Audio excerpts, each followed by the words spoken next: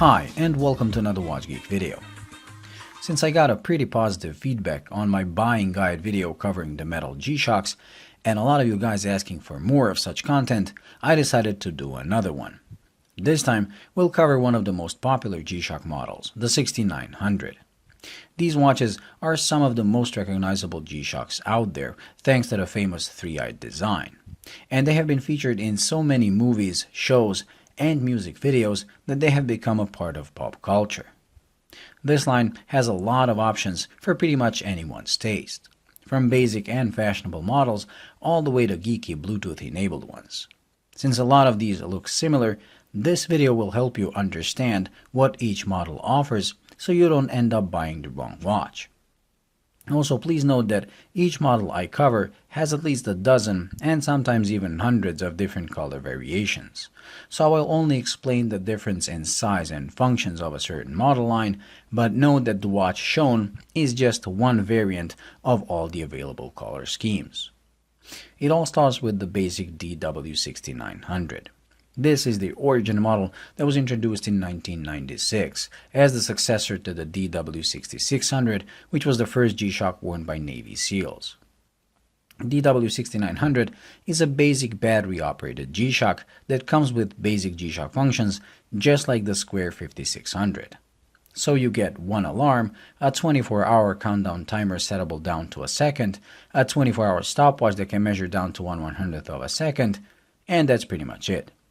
The three eyes are used as counters for the seconds and nothing else, which made this watch undesirable for me as I couldn't justify buying a watch that has half of its screen used for decoration. This, however, meant there is a lot of face area to play with when it comes to designs, which is why this model is the one with the most color and design variations. So you will find models from stealthy basic black series through metal-faced models all the way to colorful ones like the McDonald's Big Mac inspired model. This is the one you go for if you're into being stylish, as there are so many color options that you will have no trouble matching one with your outfit. Next, we have the G6900 and the GW6900. These are basically the same watch, with the G6900 being solar only, while the GW6900 is solar and atomic, meaning it is both self-charging and self-adjusting by picking up a radio signal from 6 atomic towers in the world. These two models also made use of the two smaller eyes by using the left eye for power-related indications, while the middle one is used to indicate whether certain functions are turned on or off. This makes them my favorite 6900s, which is why a GW has been in my collection for quite some time now. They also added a world time function and 5 alarms instead of only 1 on the DW. Size-wise, these are almost identical to the DW, with only the thickness being slightly bigger. And talking of big, we get to the GLX-6900.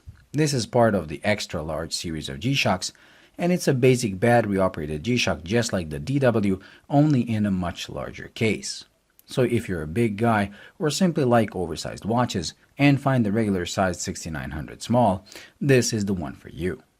Thanks to the increased size, the battery used is also larger, giving it a 10-year battery life compared to 3 years on the regular DW. Since even the basic DW can last more than 5 and sometimes even 10, unless you play with the GDX's functions all the time, I think you can expect up to 15 years between battery changes. The increased size and battery life are not the only additions, as this model also has the world time function and 5 alarms just like the G and GW models. This model also benefits from increased shock protection by using alpha gel, just like the King G-Shock of the GX56.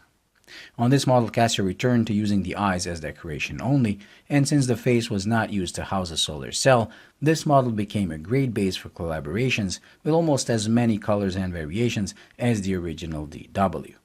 Luckily, Casio realized there are people on the other side of spectrum as well, who find even the regular DW6900 big, so they issued the GMDS 6900, which is a smaller version. This model was first targeted at women, which is obvious from the colors used, but it gained a lot of popularity among guys with skinny wrists, as it looks more balanced on a small wrist than a regular one. Even I considered getting one before ultimately getting the GW.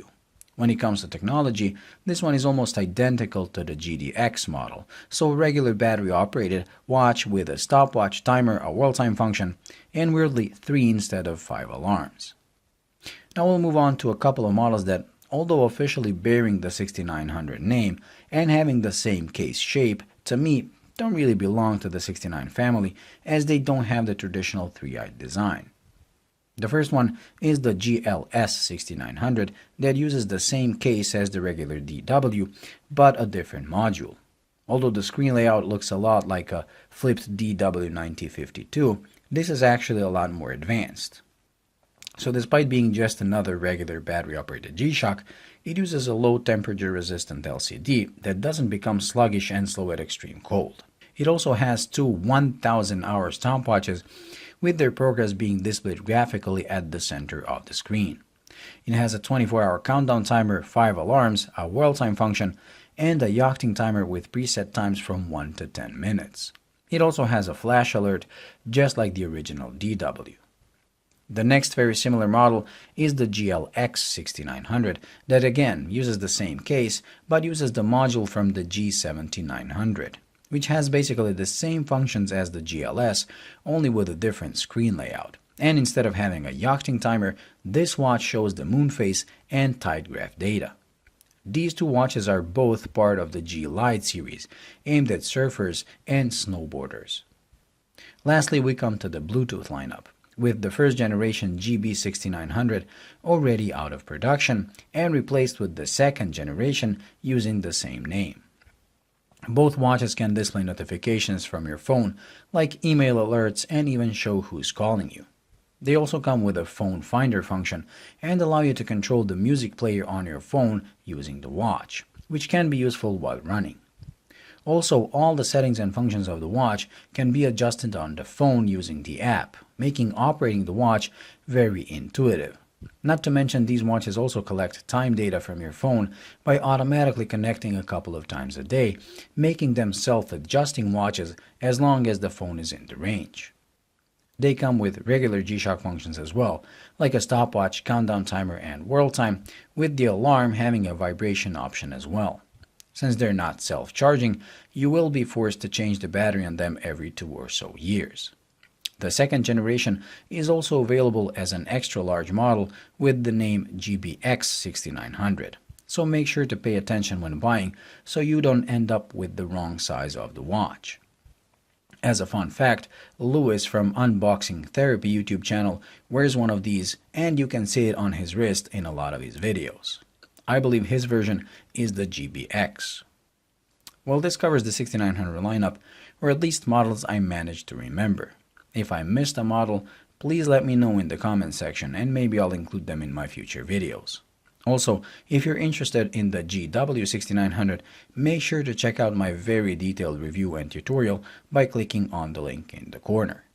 Also, if you would like to know more about the moon phase and tide graph data, you can watch my video of the GW7900 where I explain what it actually shows. And finally, if you just want some good old-fashioned entertainment, make sure to watch my 3 torture videos where I did a lot to a G-Shock and a regular 3-eyed Casio to see if G-Shocks are really tougher than ordinary Casio watches. Anyways, this completes this week's video, so thank you for watching. I hope you enjoyed and found it useful. If you did, please like and subscribe, and until the next video, bye.